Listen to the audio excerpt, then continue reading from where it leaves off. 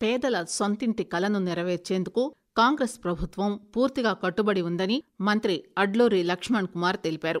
యాదాద్రి భువనగిరి జిల్లాలోని యాదగిరిగుట్ట మండలం సైదాపురం గ్రామంలో ఇందిరమ్మ పథకం కింద నిర్మించిన ఇంటి గృహప్రవేశంలో ప్రభుత్వ విప్ బీర్ల ఐలయ్యతో కలిసి లక్ష్మణ్ కుమార్ పాల్గొన్నారు. లబ్ధిదారులకు పట్టు వస్త్రాలు, గొర్రెపోత్లు బహుమతిగా అందజేశారు. ప్రభుత్వ సహాయంతో ఇంటిని ప్రారంభించడం సంతోషంగా ఉందని తెలిపారు. యాదాద్రి భువనగిరి జిల్లాలో 3 నెలల రేషన్ బియ్యం పంపిణీ విజయవంతంగా పూర్తయింది. 86.55% లబ్ధిదారులు రేషన్ సద్వినియోగం చేసుకున్నారు. జిల్లా అవసరానికి తగిన బియ్యాన్ని ఇతర జిల్లాల నుంచి దిగుమతి చేసుకుని సరఫరా చేశారు. ఆయిల్ పామ్ సాగు చేసే రైతులకు ప్రభుత్వం ప్రోత్సాహకాలు అందిస్తుందని ఉద్యాన శాఖాధికారి కవిత తెలిపారు. మొక్కలకు 20 రూపాయలు మాత్రమే ఖర్చు కాగా బిందు సేద్యం పరికరాలపై ఎస్సీ ఎస్టీలకు 100%, బీసీలకు 90%, ఓసీలకు 80% రాయితీ లభిస్తుందని చెప్పారు. 4 ఏళ్ల వరకు తోట నిర్వహణకు ఎకరానికి 4,200 రూపాయల చొప్పున రైతుల ఖాతాల్లో జమ చేస్తామని తెలిపారు. ఏడాదికి ఎకరానికి 1.5 లక్షల నుంచి 2 లక్షల రూపాయల వరకు ఆదాయం వచ్చే అవకాశం ఉందని వివరించారు. జిల్లాలోని బస్వాపూర్, నృసింహసాగర్ ముంపు ప్రభావితులకు పునరావాసం కల్పించడానికి బిఎన్ తిమ్మాపూర్లో జరుగుతున్న పునర్నిర్మాణ పనులను జిల్లా కలెక్టర్ హనుమంతరావు, అదనపు కలెక్టర్ జి వీరారెడ్డితో కలిసి సందర్శించారు.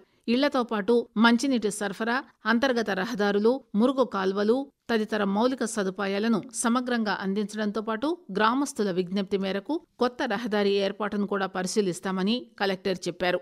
జిల్లాలోని సంస్థాన్ నారాయణపురం మండలం పుట్టపాక గ్రామానికి చెందిన 2 చేనేత కళాకారులు జాతీయ స్థాయి పురస్కారాలను సాధించారు. భారత ప్రభుత్వ జౌళి శాఖ ప్రకటించిన జాతీయ చేనేత పురస్కారాలు 2024లో భాగంగా యువ చేనేత విభాగంలో గూడ పవన్, మార్కెటింగ్ విభాగంలో గజం నర్మద ఎంపికయ్యారు.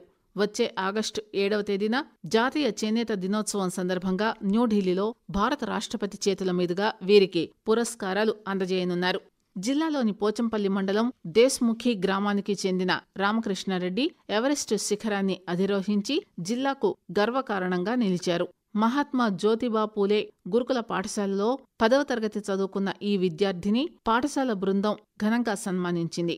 ఇందిరమ్మ ఇళ్ల నిర్మాణానికి అవసరమైన సామగ్రి, ధరల నియంత్రణ కోసం మండల స్థాయిలో కమిటీలు ఏర్పాటు చేశామని జిల్లా కలెక్టర్ హనుమంతరావు తెలిపారు. జిల్లాలోని ఉత్తనూరు, రామన్నపేట ఇళ్ల నిర్మాణాలను పరిశీలించారు.